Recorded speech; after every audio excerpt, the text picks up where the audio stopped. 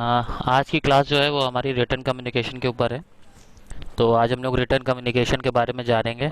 जैसे last class में हम लोगों ने ओरल कम्युनिकेशन के एडवांटेज और डिसएडवांटेज जाने थे, तो इस क्लास में भी हम लोग रिटन कम्युनिकेशन के एडवांटेज और डिसएडवांटेज समझेंगे क्या क्या होते हैं। ठीक है। सबसे पहले रिटन कम्युनिकेशन के बारे में जान लेते हैं कि रिटन कम्युनिकेशन क्या होता है क्या नहीं है।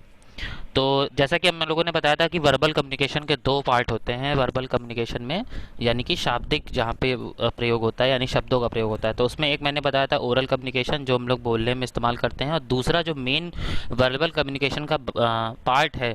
क्योंकि देखो ओरल कम्युनिकेशन में मैंने उस दिन समझाया था कि ओरल कम्युनिकेशन में कभी कभी ऐसा होता है कि वहाँ पर अशाब्दिक शब्दों का भी प्रयोग होता है। मतलब अशाब्दिक मतलब जैसे कुछ स्पेशल तरीके की वॉइसेस होती हैं, ठीक है, चिल्लाना, हंसना, ये भी ओरल कम्युनिकेशन का पार्ट है। बट इसको हम लोग वर्बल नहीं बोलेंगे, इसको हम लोग नॉन वर्बल बोलेंगे, बिकॉज इसमें हम लोग सिर्फ फीलिंग्स या फिर फेशियल जेस्चर्स के थ्रू अपने एक्सप्रेशंस को एक्सप्रेस करते हैं। ठीक है।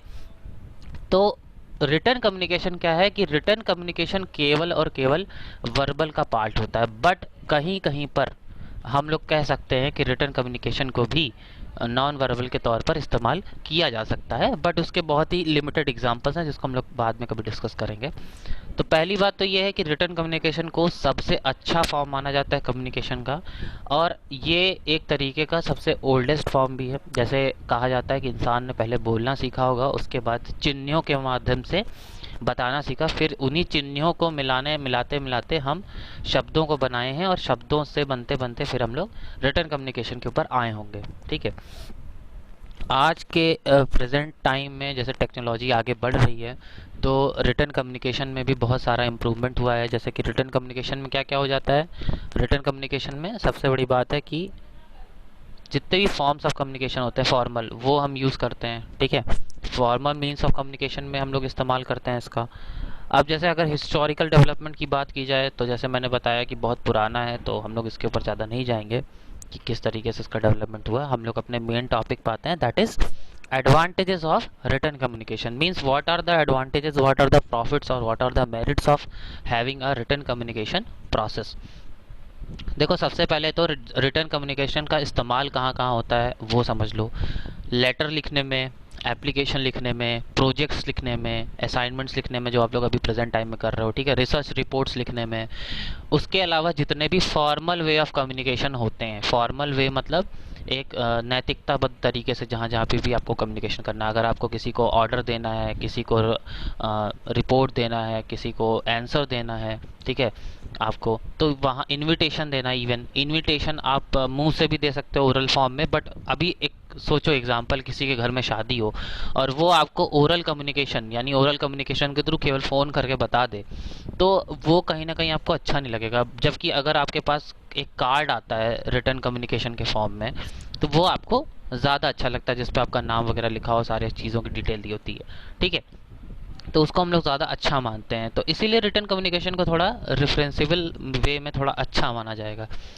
ठीक। और रिटर्न कम्युनिकेशन का यहीं से अगर हम एडवांटेज लेना शुरू करें, तो एक जो पहला एडवांटेज ये होता है कि it acts as a permanent record. जैसे स्क्रीन पे आप लोग देख रहे होंगे, ठीक है, it acts as a permanent record. तो व्हाट इज़ परमानेंट रिकॉर्ड मतलब, अब जैसे मान लीजिए आपने किसी को ईमेल किया या लेटर हाथ से लिख कर दिया, तो जब तक वो ईमेल, जब तक वो लेटर, या जब तक वो डॉक्यूमेंट, कोई भी डॉक्यूमेंट हो, अगर उस व्यक्ति के पास सुरक्षित है, तो वो परम एक रिकॉर्ड के तौर पर, एक प्रूफ के तौर पर, एक लीगल प्रूफ के तौर पर उसके पास रहेगा, जिसको वो समय समय पर जहाँ पे भी उसकी ज़रूरत होगी उसके ज़रिए वो काम कर सकता है या करवा सकता है। ठीक। जैसे आपकी मार्कशीट है टेंथ की, तो अब अगर टेंथ की मार्कशीट आपसे कोई पूछे बेटा टेंथ में कितने मार्क्स आए थे, क्या प्रूफ है, तो तुम बताओगे सर मेरे इतने परसेंटेज आए हैं, तो कोई नहीं मानेगा अनलेस यू आप जो है अपना एक सर्टिफिकेट क्या या फिर मार्कशीट का फोटोकॉपी वहाँ पे नहीं लगाते हो, है ना। तो एक ये परमानेंट रिकॉर्ड के तौर पे काम करता है। दूसरी चीज़, written communication allows you to store information for future references. ठीक है, फ्यूचर रेफरेंसेस के लिए आपको स्टोर इंफॉर्मेशन स्टोर करने में हेल्प करता है। स्टोर कैसे, जैसे अब जैसे एक दिन में हमारे साथ जितनी भी घटनाएं होती हैं, तो वो हम कब तक याद रख सकते हैं ओरली या फिर अपने दिमाग में? कुछ समय तक के लिए, साल 2 साल 3 साल, है ना।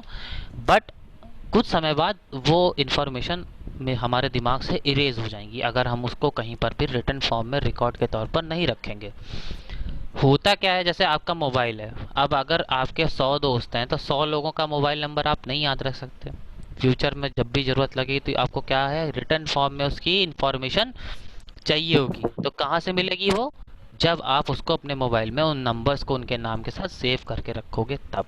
सो it allows you to store information. पहला है क्रिएट्स अ परमानेंट रिकॉर्ड, दूसरा है allows you to store information for future references. Okay.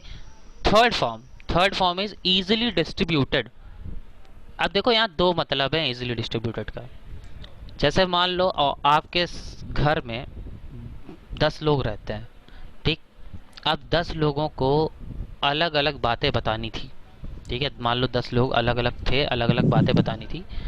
तो आप अगर एक साथ बोलोगे तो सबको समझ में नहीं आएगा, ठीक। बट वहीं पर आप 10 पेजेस को फाड़िए, उस पर जो बातें बतानी लिखिए और उन 10 लोगों को दे दीजिए अलग अलग।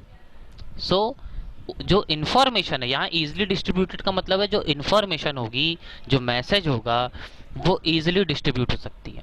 जैसे अभी आपने असाइनमेंट कर लिया, आज जितना चीज़ें आप लोग पढ़ रहे हो, आज मान लीजिए आपने 2 क्लास 3 क्लास ली, अब आपने आज का असाइनमेंट सॉल्व कर लिया। तो अब अगर ओरल फॉर्म में असाइनमेंट जमा करना हो तो सोचो कैसे कर सकते हैं, बहुत मुश्किल काम है ना। या फिर कह सकते हैं कि पॉसिबल ही नहीं है। बट हम लोग क्या कर रहे हैं, उसको रिटर्न फॉर्म में सबमिट कर रहे हैं। रिटर्न फॉर्म में कैसे? हम लोग उसको सबमिट कर देंगे डायरेक्ट, है ना। सो वो हम लोगों के लिए ज़्यादा डिस्ट्रीब्यूशन प्रोसेस में इजी पड़ जाएगा। मतलब जैसे अब मुझे भेजना है तो तुम मुझे रिटर्न फॉर्म में भेज दिए, कादिर सर को भेजना है तो उन्हें भेज दिया, राहुल सर को भेजना है तो उनको भेज दिया, तो ये एक बहुत ईजी हो जाएगा, ठीक। All receptions receive the same information. अब देखो ये इसी का विपरीत है, मगर यहाँ पे कंडीशन अलग है। जैसे अब वहाँ पे क्या था इजिली डिस्ट्रीब्यूशन में कि आपको टीचर्स को देना है तो उसके लिए आपका अच्छा है, ठीक है। अब अगर मान लो आपको मुझे देना हो, ठीक, मुझे मतलब या मुझे आपको देना है, समझो।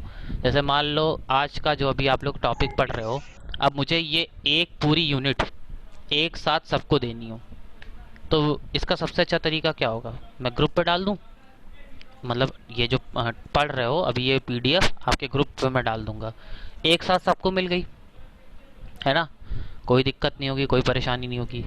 मगर अभी यही मुझे फ़ोन करके सबको बताना पड़े कि बेटा एडवांटेज नोट कर लो, कम्युनिकेशन नोट कर लो, ये कर लो, वो कर लो, ठीक। या क्लासरूम में जब हम लोग पढ़ाते हैं, ठीक, तो वहाँ पर होता क्या है कि देखो जैसे क्लासरूम में मैं जब ब्लैक बोर्ड पर लिखता हूँ वो तो सबको सेम टू सेम दिखता होगा, स्पेलिंग वगैरह क्लियर हो जाती होगी सब कुछ। मगर जब मैं बोलता हूँगा तो शायद आपको कुछ मेरे वर्ड्स, कुछ मेरी बातें क्लियर नहीं होती होंगी, है ना। तो यही है कि जब हम रिटर्न कम्युनिकेशन करते हैं, जो सुनने वाले या रिसीवर होता है हमारा, वो सेम इन्फॉर्मेशन रिसीव होगा। उसको जो आप बोलोगे वही जो आप लिखोगे वही उस तक पहुँचेगा। मतलब जो हमने लिखा वही उस तक पहुँचा। अभी जैसे अभी हम लोग बातें कर रहे हैं, अभी हम लोग बातें भी कर रहे हैं, लिख के भी देख रहे हैं, दोनों कम्युनिकेशन चल रहा है। अभी तुम्हारे यहाँ नेटवर्क वीक हो जाए, नेटवर्क कमज़ोर हो जाए, तो मेरा शायद आवाज़ आप तक साफ साफ नहीं पहुँचेगा, मगर जो स्क्रीन पे दिख रहा है वो आपको हमेशा साफ दिखेगा, वो नहीं हटेगा। सो रिटर्न कम्युनिकेशन में क्या है कि जितने भी रिसीवर होंगे उनको सेम चीज़ दिखेगी, सेम चीज़ जो है सामने, ठीक है। Next is written communication helps in laying down apparent principles, policies and rules for running an organization. It is the same thing कि अगर आप ओरली कहीं बता दोगे कि यहाँ का रूल रेगुलेशन ये है, या कहीं आपका ऑर्गेनाइजेशन है वहाँ पे आपको ओरल फॉर्म में बता दिया जाए कि कल छुट्टी है, तो शायद आपको बिलीव ना हो। बट अगर वही चीज़ आपको नोटिस के तौर पर रूल्स रेगुलेशन के फॉर्म में दिया जाए तो आप उस पर ज़्यादा बिलीव करोगे, ठीक है।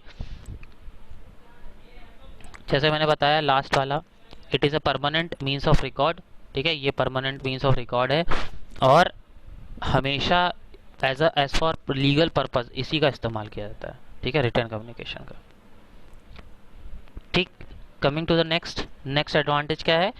Written communication is more precise and explicit. मतलब रिटर्न कम्युनिकेशन क्या है, मोर प्रिसाइज है। प्रिसाइज का मतलब है कि एकदम पॉइंट टू पॉइंट जो भी आपकी बातें हैं वही लिखनी है। जैसे एप्लीकेशन लिखनी है तो एप्लीकेशन में आप कहानी नहीं लिख सकते हो, हमेशा पॉइंट टू पॉइंट चीज़ लिखनी है कि आप कौन हो, क्या चाहिए, क्या रीज़न है, क्या एप्लीकेशन है और क्यों लिख रहे हो आप। ठीक है, that will be your precise form. Written communication is more precise than oral form. ठीक। Written communication develops and enhances organisation image. अब जैसे मान लो आपको किसी दूसरे ऑर्गेनाइजेशन से बात करनी है, ठीक, और ये आज से नहीं चल रहा है, ये हिस्टोरिकल है। आप हिस्टोरिकल देखोगे तो अगर आपने मूवीज देखते होगे तो पुराने समय में राजा महाराजा के टाइम में एक दूत जाता था। दूत मतलब एक मैसेंजर। वो क्या करता था, राजा का मैसेज दूसरे राजा तक पहुंचाता था। तो वो जा करके केवल ये बताता था कि मैं यहाँ से आया हूँ, उसके बाद वो एक रिटर्न फॉर्म को खोलता था और उसको पढ़ करके सुनाता था कि उस राजा ने क्या बात बताई है। और इमेजिन करो कि वो इंसान जा करके सीधे मुंह पे बोल दे कुछ भी, तो क्या सामने वाले को बिलीव होगा? उस पर नहीं होगा। और सामने वाला भी क्या सोचेगा कि अरे पता नहीं कहाँ से आया हुआ है ना। तो ऑर्गेनाइजेशन की इमेज को अच्छा करने के लिए और कम्युनिकेशन प्रोसेस को और डेवलप करने के लिए हमेशा रिटर्न कम्युनिकेशन को इफेक्टिव माना गया है। ठीक।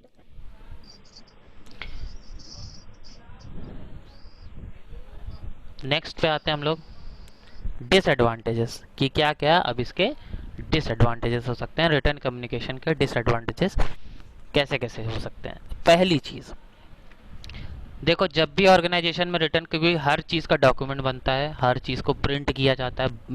अब तो बहुत सारे ऐसे सॉफ्टवेयर आ गए हैं जिन पे हम लोग ऑनलाइन काम करते हैं, ऑनलाइन चीज़ें चल रही हैं, हमें शायद उसका डॉक्यूमेंटेशन करने की ज़रूरत नहीं है, पर फिर भी मैक्सिमम चीज़ों का डॉक्यूमेंटेशन किया जाता है। डॉक्यूमेंटेशन का मतलब होता है कि जो भी वर्चुअल फॉर्म में है, सॉफ्ट कॉपी में, उसका प्रिंट आउट निकालना, हार्ड कॉपी बनाना। क्यों किया जाता है?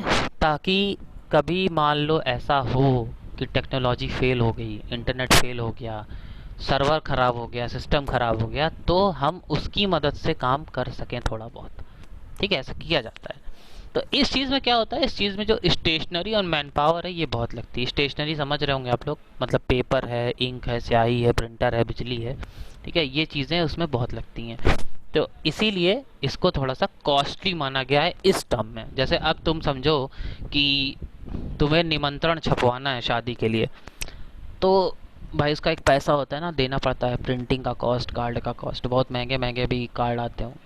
अब यही सोचो, अगर यही कार्ड आजकल लोग देखा होगा व्हाट्सअप पे बांट रहे हैं, लॉकडाउन में तो स्पेशली लॉकडाउन में क्या हो गया है, व्हाट्सअप पे बांटना शुरू कर दिया है। तो उसमें पैसा नहीं लगना है, उसमें वर्चुअली क्या करते हैं हम लोग, वर्चुअली जो है करने से वहाँ पे स्टेशनरी के सामान में हमें पैसा कम, मतलब पैसा बहुत ज़्यादा वेस्ट होता है, तो हम उसको बचा भी सकते हैं। तो it will cost you in huge terms. ठीक है, in respect for return communication. अब दूसरी चीज़ आती है कि रिसीवर के माध्यम से, जैसे मान लो if the receiver of the written message are separated by distance and if they need to clear their doubts the response is not spontaneous। अब इसका एग्जांपल तुम अपने से ले सकते हो। जैसे अब मान लो मैंने तुम्हें पीडीएफ से फाइल सेंड कर दी, तुमको असाइनमेंट दे दिया। अब तुमको असाइनमेंट में जो क्वेश्चन है वो समझ में ना आए, ठीक है, अब तुम मुझे भेजोगे कि सर ये डाउट है, क्लियर नहीं हो रहा है। अब इस प्रोसेस में क्या एक टाइम लगेगा, है ना, 1 दिन, 2 दिन, 3 दिन, हो सकता है कि 10 दिन लग जाए, हो सकता है आपकी प्रॉब्लम कभी सॉल्व ही ना हो, जो डाउट है आप मुझसे क्लियर कर ही ना पाओ। Why? Because the distance between you and me, मतलब आप लोगों के और मेरे बीच में डिस्टेंस इस समय बहुत है। हम लोग फेस टू फेस तो मिल नहीं सकते। अब यही चीज़ अगर फेस टू फेस होती, जैसे मैं रिटर्न कम्युनिकेशन भी फेस टू फेस करता था, ब्लैक बोर्ड पे, वाइट बोर्ड पे लिख दिया मार्कर से, और पीछे से आप लोगों ने पूछा सर ये क्या है, ये समझ में नहीं आया, वो समझ में नहीं आया, ये डाउट क्लियर नहीं हुआ। So we can clear our doubts spontaneously there in classroom, but here on Zoom application or due to our distances we cannot clear our doubts या और your doubts spontaneously, तुरंत तुरंत नहीं क्लियर कर सकते, time लगेगा। So written communication is a time consuming in respect of feedback, मतलब feedback देने में, रिस्पॉन्स देने में क्या है, ये टाइम कंज्यूमिंग है। ठीक है, टाइम खाता है बहुत। अब दूसरी चीज़ क्या है कि रिटर्न कम्युनिकेशन को वही इस्तेमाल कर सकता है जिसकी स्किल्स बहुत अच्छी हो कम्युनिकेशन में, और वोकैब बहुत अच्छा हो, शब्दकोश बहुत अच्छा हो, भाषा पे उसकी पकड़ होनी चाहिए। ठीक है, वही इसको अच्छे से कर सकता है। अब अगर तुम्हें किसी कंपनी में लेटर लिखना है तो वो लेटर तुम तभी लिख पाओगे ना जब तुम्हारे पास शब्दकोश अच्छा हो, तुम्हें ग्रामर आती हो, तुम्हें लैंग्वेज का सही से ज्ञान हो। ठीक है, मतलब कुल मिला के पर्टिकुलर कम्युनिकेशन स्किल आपकी बहुत अच्छी होती है। अगर वही कम्युनिकेशन स्किल अच्छी नहीं हुई तो उसका परिणाम नेगेटिव में आता है।